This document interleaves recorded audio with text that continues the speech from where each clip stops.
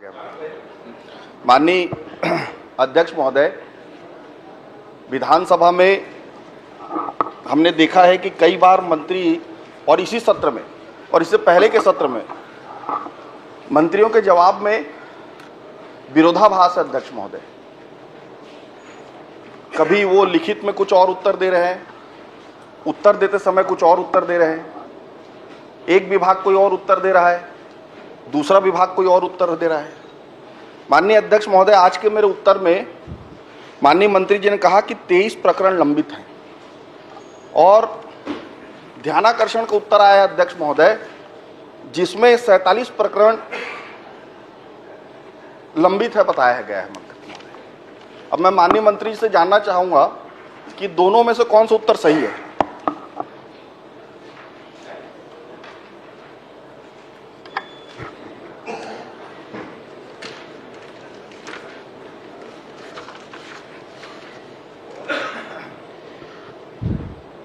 माननीय अध्यक्ष महोदय, माननीय सदस्य के द्वारा जिला रायगढ़ के केलो परियोजना में भू अर्जन के संबंध में जानकारी चाहिए गई है कि कितने मामले किस कारण से लंबित है। माननीय अध्यक्ष महोदय, मैं बताना चाहूँगा कि इस परियोजना में केलो परियोजना संरक्षण संभाग रायगढ़ में 9 प्रकरण और निर्माण संभाग खरसिया में 13 प्रकरण, अनुभाग घरघोड़ा में 1 प्रकरण, जो ग्राम उज्ज्वलपुर के डुबान प्रभावित रकबा 22.675, इनका प्रकरण जो है टोटल कितने हुआ, कुल बता दीजिए। इनका कुल प्रकरण 23 है। वही तो प्रश्न है अध्यक्ष महोदय। ध्यानाकर्षण में 47 प्रकरण लंबित बता रहे हैं। इसी सत्र में अभी उत्तर आया है कल मुझे उसका, ध्यानाकर्षण का, और आपको उत्तर भी कल मुझे मिला है जिसमें 23 प्रकरण का उल्लेख है और ध्यानाकर्षण में 47 प्रकरण का उल्लेख है। तो आप मुझे बताने की कृपा करें कि दोनों में से कौन सा उत्तर सही है, क्योंकि ये लगातार हो रहा है मंत्रियों के हाथ, इससे कई अलग अलग उत्तर आ रहे हैं। तो आप पहले ये बता दीजिए कि दोनों में कौन सा उत्तर सही है।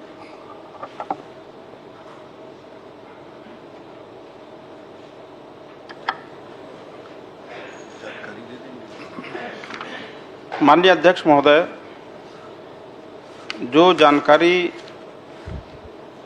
आई है विस्तृत रूप से कि किनका किस कारण से ये प्रकरण लंबित है, उसमें 23 प्रकरण हैं। तो आप कह रहे हैं कि ध्यानाकर्षण में गलत उत्तर दिया गया है। हो सकता है कुछ और बिंदु रहे उसमें, उसको मैं एक बार दिखाता हूँ। हो सकता है उसमें छूटे हुए कुछ और लोगों का नाम उसमें आया होगा। तो यही बता दीजिए कि उत्तर सही कौन सा है, 47 की 23। अभी उत्तर तो क्योंकि सही दोनों का समय देखिए, ये मुझे 9/3 को मिला है ध्यानाकर्षण का उत्तर। चर्चा तो उमेश जी जो प्रश्न लगा है उसी के आधार पर होगी। तो उसी के आधार पे हो रहा है। ध्यानाकर्षण कालातीत है। नहीं, इसी पे आधार हो रहा है। आप प्रश्न नहीं देख पाए अजय जी, पहले देख लीजिए। उसमें मैंने स्पष्ट पूछा है कितने प्रकरण प्रक्रियाधीन है। माननीय अध्यक्ष महोदय, कल माननीय अजय जी सवाल कर रहे थे, तो जो सरकार जो रिपोर्ट देती है वार्षिक प्रतिवेदन, उसका उल्लेख करते हुए प्रश्न आप खुद कर रहे थे, है ना। प्रश्न के आधार पे नहीं कर रहे थे कि ये सही है वो सही है। इन्होंने कर दिया गलत। आखिरी में मैंने प्रश्न के आधार पर ही प्रश्न किया वो था। तो आपने दूध भात करके छोड़ दिया था, अलग बात। नहीं, दूध बात नहीं किया। माननीय अध्यक्ष महोदय, जो हाथ में दस्तावेज है वो माना जाएगा, वो ध्यानाकर्षण कालातीत है। माननीय अध्यक्ष महोदय, मैं आपसे चाहता हूं आप कृपया मेरे प्रश्न और उत्तर को एक बार देख लें। इसमें उन्होंने उत्तर दिया है अपने उत्तर में कि टोटल 23 प्रकरण लंबित है, इसमें उत्तर में आया है अध्यक्ष महोदय। और जो मेरे पास ध्यानाकर्षण के जरिए जानकारी आया है उसमें 47 है, इसी विधानसभा के मंत्रियों से ही आया है ये। तो मैं जानना चाहता हूं कि दोनों में से कौन सा उत्तर सही है, ताकि मैं आगे प्रश्न उस हिसाब से कर सकूं। अगर 23 है तो 23 के हिसाब से प्रश्न करूंगा, 47 और 47 के हिसाब से प्रश्न करूंगा। और ये व्यवहार लगातार है अध्यक्ष महोदय। मंत्री जी लिखित में कुछ और देते हैं, उत्तर कुछ और देते हैं, ये कई बार हो रहा है। या तो आप मुझे बता दें कि कौन से उत्तर को लेकर मैं आगे का प्रश्न बनाऊं। माननीय अध्यक्ष महोदय, माननीय सदस्य जो बता रहे हैं कि 47 उसमें जानकारी आई है, हो सकता है उसमें कुछ बिंदु और छूटा हो, किसी कारण से वो बढ़ा हो। एक बार मैं इसका जांच करा लेता हूं, पर अभी जो हमने उत्तर पुस्तिका में जो दिया है 23 प्रकरण। ठीक है, चलिए मैं अब 23 के आधार पे, जो मंत्री जी ने जवाब दिया है उसी पे आप आगे बढ़े। ठीक है, मैं 23 के आधार पे कर रहा हूँ। वही अधिकृत माननीय जवाब अध्यक्ष है। महोदय, ये लगातार व्यवहार हो रहा है। माननीय अध्यक्ष महोदय, मैं ये जानना चाहता हूं कि केलो परियोजना आज के दिनांक तक कितना प्रतिशत पूर्ण हो चुका है? माननीय अध्यक्ष महोदय, केलो परियोजना लगभग 80% कार्य जो है पूर्ण हो गया है। माननीय अध्यक्ष महोदय, इन्होंने कहा कि केलो परियोजना 80% पूर्ण हो चुका है। आज के दिन में जो आपने टेंडर किया, जैसे एक संभाग का बात है, वो कई टुकड़ों में आपने टेंडर किया होगा। जैसे खरसिया संभाग है, उसमें कई टुकड़ों में आपने टेंडर किया होगा। तो आज के दिन में कितने टेंडर हो चुके हैं और कितने निरस्त अभी की स्थिति में है? माननीय अध्यक्ष महोदय, माननीय सदस्य जो प्रश्न पूछ रहे हैं ये सिंचाई विभाग से संबंधित है और आप लोगों ने पिछले 5 वर्षों में 1 रुपए इसके लिए आवंटित नहीं किया। 1 रुपए नहीं किया।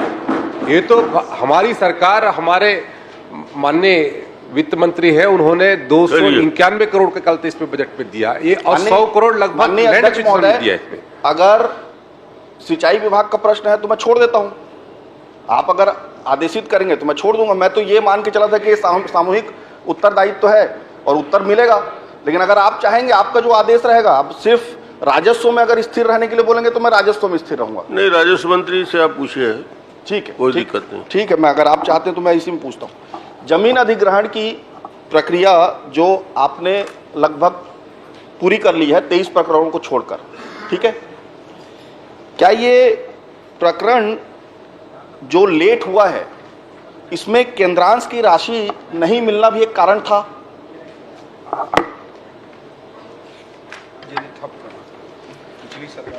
माननीय अध्यक्ष महोदय, ये केलो परियोजना जो है बहुत पुरानी परियोजना है, 2008-9 की परियोजना है और इसमें ये बहुत बड़ा प्रोजेक्ट है। माननीय अध्यक्ष महोदय, करीब 22,000 हेक्टेयर भूमि पे सिंचाई होना है और इसमें कुछ इंडस्ट्रीज़ है, उनको भी पानी देना है। और इस परियोजना में जो 23 प्रकरण लंबित हैं, उन लंबित होने के अलग अलग कारण है। ये भू अर्जन की जो उनकी राशि थी उनसे संतुष्ट नहीं हुए, ये लोग हाई कोर्ट गए थे। हाई कोर्ट के बाद नहीं, मैं सिंपल सा प्रश्न है, केंद्रांश की राशि है या नहीं है? नहीं है तो नहीं है बोल दीजिए, फिर उस हिसाब से मैं दस्तावेज प्रस्तुत करूंगा।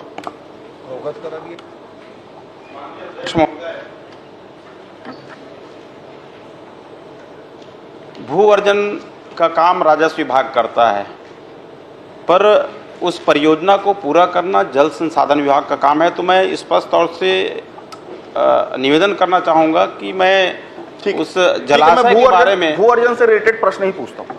क्या आपके संज्ञान में ऐसा कुछ बात आया कि जो केलो परियोजना के लिए भू अधिग्रहित जमीन थी उसको किसी इंडस्ट्री के नाम पे ट्रांसफर कर दिया गया? क्या आपके पास ऐसे कोई शिकायत या आपके संज्ञान में आया?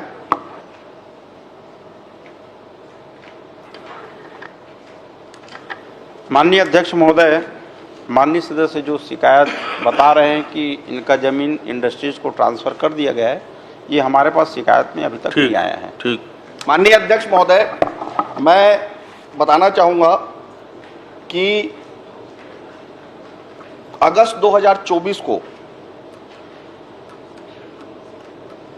खसरा नंबर 5/2, 6/2, 7/1, 8/1, 8/2, 8/3 समेत 22 खसरों का जो जोरापाली है, जोरापाली गांव, इसमें जो अधिग्रहित था केलो परियोजना के लिए, उसे जिंदल इंडस्ट्रीज के नाम से ट्रांसफर कर दिया गया अध्यक्ष महोदय।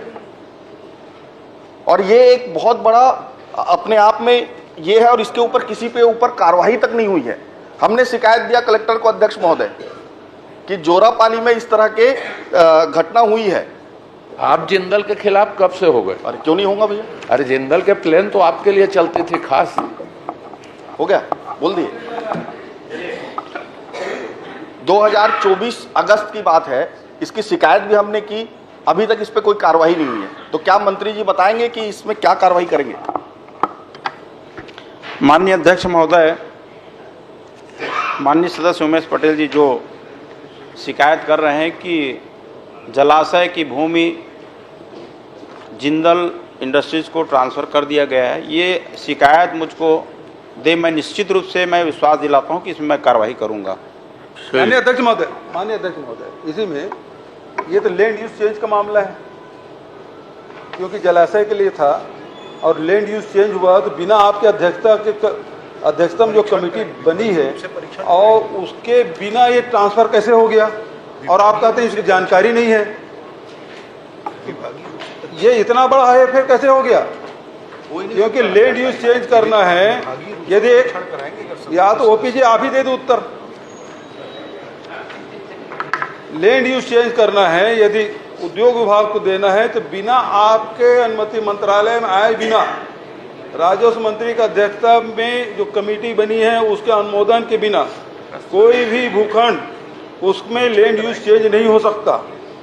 और ये हुआ है तो इसकी जांच कराएंगे क्या? विभागीय रूप से यदि ऐसा हुआ है तो हम विश्वास दिलाते हैं विभागीय रूप से इनका हम जांच कराएंगे। कि ये सीधी बात है अध्यक्ष महोदय, अब जांच कराने की बात कर दी। चूंकि मंत्रिमंडल के माननीय राजस्व मंत्री के अध्यक्षता में कमेटी बनती है, उसकी जांच कोई अधिकारी नहीं कर सकता। तो मैं आपसे निवेदन करना चाहता हूं कि पवित्र सदन के कमेटी से जांच कराएंगे क्या?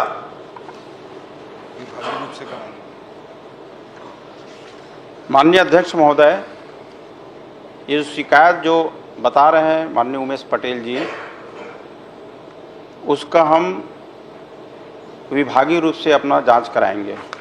चलिए, माननीय अध्यक्ष महोदय, बहुत गंभीर मामला है, जमीन का मामला है और जमीन में अफरा तफरी हो रहा है, अधिकारी स्तर पे मिली भगत करके इस प्रकार से कर रहे हैं। तो आपसे निवेदन है, आप जांच कराने के लिए तैयार हैं, लेकिन आपके जांच कोई विभाग का अधिकारी कैसे करेगा? आपकी जांच कर सकते कोई विभाग का अधिकारी? इसीलिए मैं कह रहा हूं कि इतना बड़ा लैंड स्कैम हो गया, जलाशय की भूमि को उद्योगपति को दे दिया गया और आपको पता तक नहीं, आपके नाक के नीचे सब कुछ हो गया। तो आपसे आग्रह है, इससे सदन की कमेटी से जांच कराएं। माननीय अध्यक्ष महोदय, ये जो विषय बता रहे हैं ये विषय मेरी जानकारी में ही नहीं आया है, इसीलिए मैं बोल रहा हूं कि ये जो विषय आया है उसका मैं विभागीय रूप से जांच कराऊंगा। ये मेरे संज्ञान में, जानकारी में नहीं आया है। ठीक है, जांच के लिए बोल दिए। ये मंत्रिमंडलीय जो उप समिति है उसके बिना चेंज हो ही नहीं सकता अध्यक्ष महोदय, पॉसिबल ही नहीं है। मड़वा कांड हुआ, उसके बाद और मड़वा ताल का हुआ, उसके बाद से तय हुआ मध्य प्रदेश के समय से जब भी जमीन के इस प्रकार से लैंड यूज चेंज होगा मंत्रिमंडल उप समिति से होगा। मैं भी राजस्व मंत्री रहा हूं, इसलिए मुझे मालूम है। और इसलिए चूंकि ये जमीन आप खुद कह रहे हैं, खसरा नंबर बता रहे हैं, तो ये समिति से, विधानसभा समिति से जांच कराने की घोषणा करें मंत्री जी। आपकी जानकारी में नहीं है, आपकी कोई संलिप्तता नहीं है, लेकिन ये चूंकि आपके विभाग में हुआ है इसलिए सदन की कमेटी से जांच होना चाहिए। माननीय अध्यक्ष महोदय, यही चीज मैं भी कह रहा हूं कि ये मेरी जानकारी में नहीं है, संज्ञान में आया नहीं है। और जो सदस्य बता रहे हैं कि ये खसरा नंबर को ट्रांसफर किए गए हैं, तो इसकी मैं विभागीय रूप से जांच माननीय अध्यक्ष महोदय, श्री नीलकंठ टेकाम जी, हो गया। माननीय अध्यक्ष महोदय, जांच करो, जांच कराओ। टेकाम जी, सदन की कमेटी से जांच करो, सदन की कमेटी से जांच करो, जमीन घोटाला बंद